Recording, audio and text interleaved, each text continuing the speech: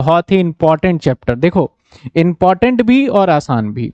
हमने एक chapter start किया, दैट इज चैप्टर का क्या नेम है साहब? चैप्टर का नेम है हमारा इन्वेंट्री। इसको मटेरियल के भी नाम से जानते हैं, ठीक है ना? Inventory, AS2। इसके अंदर हमने क्या देखा कि इन्वेंट्री के अंदर बेसिकली दो मेथड्स होते हैं हमारे स्टॉक को रिकॉर्ड करने के।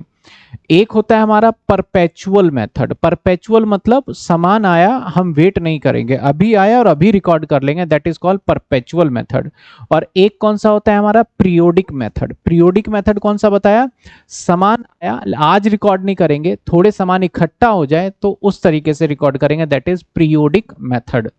इसके बाद परपेचुअल इन्वेंट्री सिस्टम के अंदर हमने क्या देखा कि भैया तीन मेथड है बेसिकली। वैसे तो चार मेथड आ जाएंगे, एक दो मेथड और आएंगे तो वो बीच में करेंगे। तीन मेथड है, एक लीफो, एक फीफो और एक कौन सा था? Weighted average. लीफो को हमने समझ लिया था, लीफो को बोला था भाई नए वाला माल पहले बेचना है। और FIFO, L for LIFO, L for latest, ऐसे याद कर लेना। फीफो के अंदर क्या था हमारा? फीफो के अंदर पुराने वाला माल पहले बेचना है। वेटेड एवरेज के क्वेश्चंस हमने स्टार्ट नहीं किए थे, दोनों से रिलेटेड हमने एक ही सवाल को दोनों पे अप्लाई करके हमने देख लिया था। होपफुली आप सभी स्टूडेंट को यहां तक एकदम क्लियर होगा।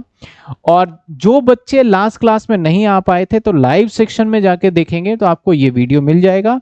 और जो बच्चे लाइव सेक्शंस में मत देखिएगा आप, मैं आपको सजेस्ट करूंगा, क्यों? क्योंकि आपको पीडीएफ नोट्स नहीं मिलेगा वहां।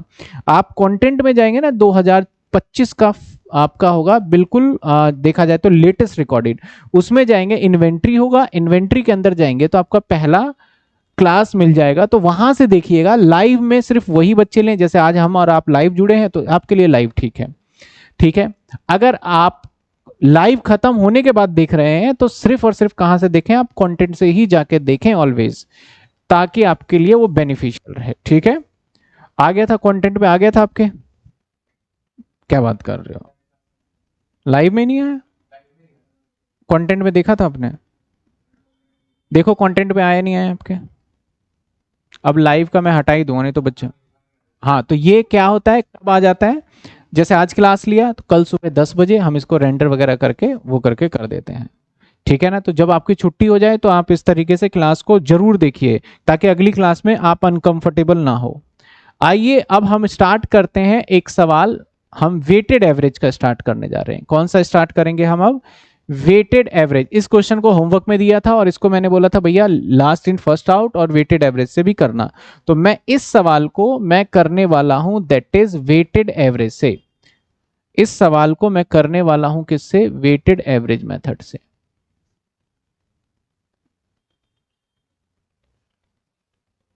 या मैं ऐसा करता हूं ना, आपको ज्यादा क्लियरिटी, मोर क्लियरिटी लेना है ना, तो इसी सवाल को मैं वेटेड से कर देता हूं, जो लास्ट क्लास में था ना, उसी को मैं वेटेड से करता हूं। अब मैं बिल्कुल शुरू से ही करूंगा क्योंकि ये सवाल वेटेड का है, तो फॉर्मेटिंग मैं शुरू से ही कर लेता हूं। इसको पहले नीचे कर लेते हैं ताकि आप ना कंपेयर कर पाओ। फिर एक आएगा आपका पर्टिकुलर, इसके बाद फिर से एक बार यहां से यहां तक कॉलम, ठीक है ना। इसके बाद अब यहां पे आ जाएंगे एक और कॉलम,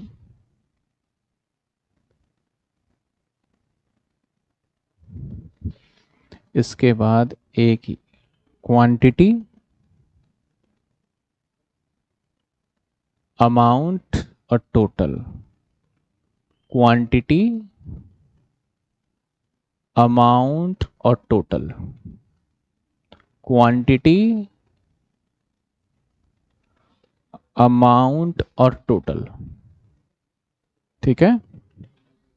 इसके बाद यहां क्या लेंगे? यहां लेंगे हम रिसीव,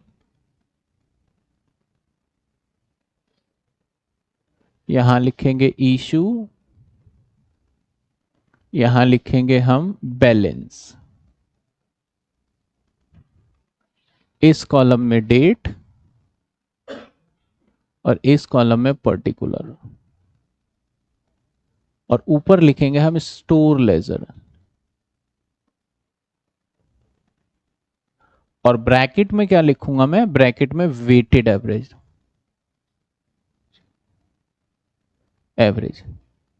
तो देखो ग्रेजुएशन बीकॉम के अंदर ना, आपको भी पता है कि क्वेश्चंस जो आ रहे हैं वो बड़े बड़े क्वेश्चंस आ रहे हैं, है ना।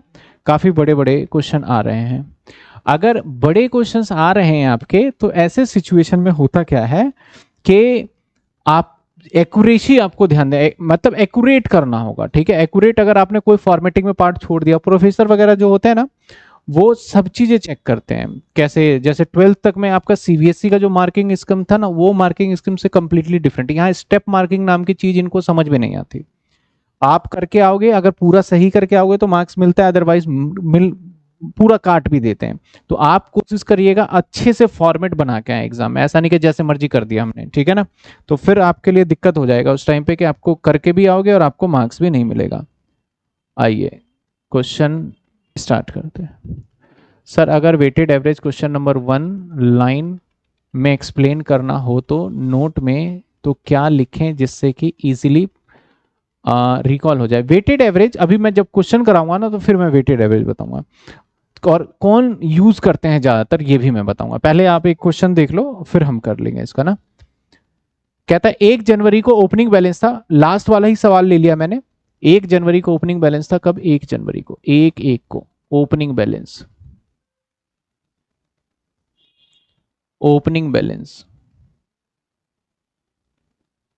और कितने का ओपनिंग बैलेंस है साहब? ये वाला क्वांटिटी हो गया, और ये हो गया रिपीट रेट, और ये क्या हो गया हमारा कॉलम? टोटल। ये क्या हो गया? क्वांटिटी, ये हो गया रेट, और ये हो गया टोटल। फिर से क्वांटिटी, ये रेट, ये टोटल। तो आइए बैलेंस में अगर हम आए, तो ये वाला तो खाली जाएगा क्योंकि पहले बोलता है बैलेंस है, ये सब कॉलम खाली जाएगा। तो बैलेंस वाले में आ जाएंगे, कितने यूनिट बैलेंस कह रहा है हमें? 1000 यूनिट। तो 1000 यूनिट, और कितने रुपए का भाव का? 20 रुपए रेट है, और तो 20,000 रुपए का कीमत का सामान हो गया हमारे यहाँ, ठीक है। 10 फरवरी को इसने 500 यूनिट खरीदा है। तो पहले कॉलम को हम क्लोज कर दें, क्योंकि हर बार हमें एक नई न्यू लाइन कंप्लीट करना पड़ेगा। तो फर्स्ट कंप्लीट हो गया मान लो।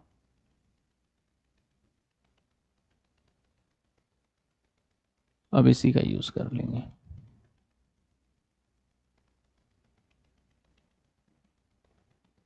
चलो फर्स्ट कंप्लीट। इसके बाद 10 फेब को, 10 फेब क्या है हमारे पास? 10 फेब को परचेज क्या है? परचेज कितने का परचेज है साहब? 500। तो परचेज इसके में अंदर आ जाएगा 500। 500 यूनिट किस भाव के हमारे?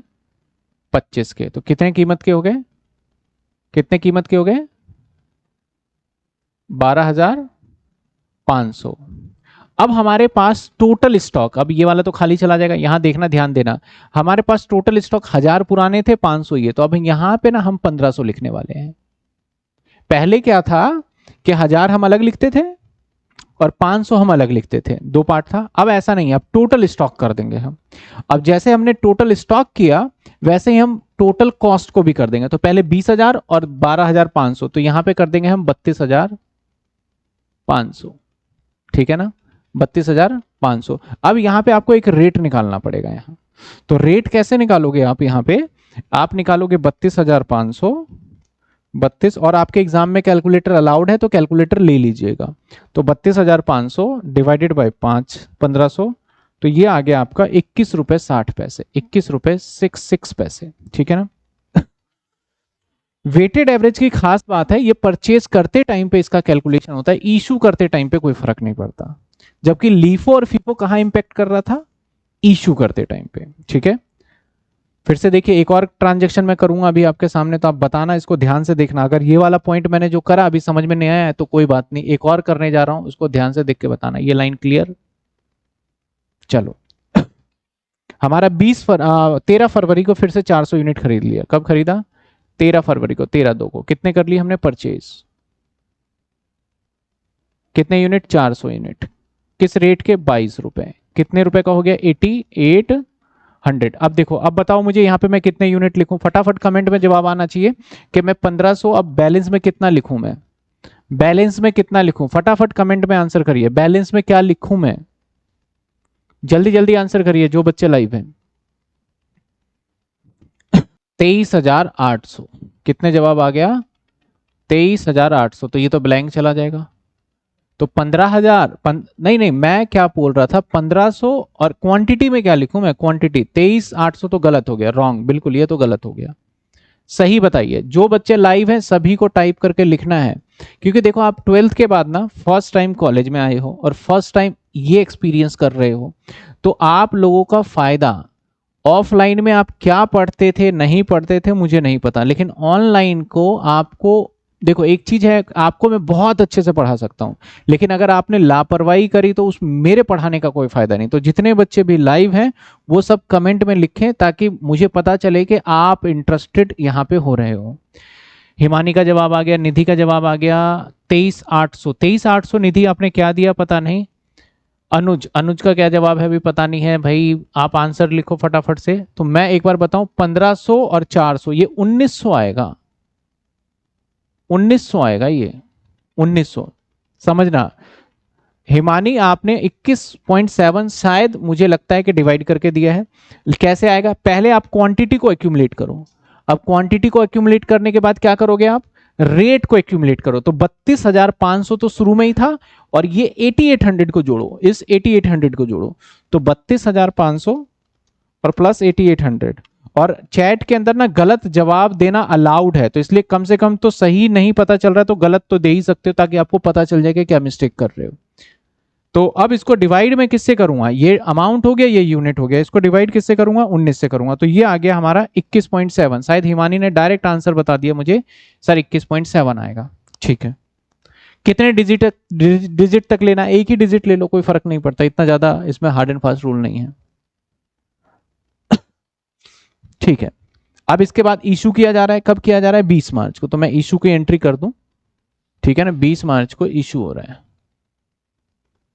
फिर जब परचेज होगा ना तब फिर मैं आपसे पूछूंगा। देखो 20 तारीख को, 20 मार्च, 20/3 को क्या कर रहे हैं हम, इशू कर रहे हैं। कितने इशू कर रहे हैं, इस ये ब्लैंक हो जाएगा साहब, हम इशू कर रहे हैं कितने, 500 यूनिट। अब हमें देखना ही नहीं है पुराना नया, इससे कोई मतलब ही नहीं है, जो है हाँ 1200 जो है वो करेंगे। 1200 किस रेट का है भाई, रेट ये होगा 21.7, 21.7।